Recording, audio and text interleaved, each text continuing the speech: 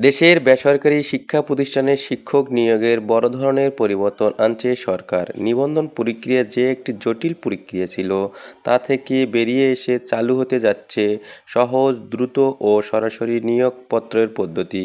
নতুন নিয়ম অনুযায়ী শিক্ষক হতে আগ্রহীদের আর আলাদা করে নতুন পরীক্ষার ধাপ পার হতে হবে না। নতুন নিয়ম অনুযায়ী 220 মার্কের একটি পরীক্ষা হবে, তার মধ্যে 200 মার্ক হচ্ছে এমসিকিউ পদ্ধতি পরীক্ষা হবে।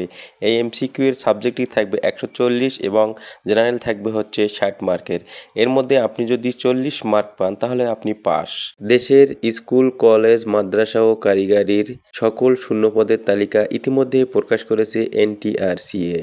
এই শূন্যপদের তালিকা হচ্ছে ৭৭,৭৯৯টি। ১৯তম শিক্ষক নিয়োগ বিজ্ঞপ্তির প্রক্রিয়া চলছে।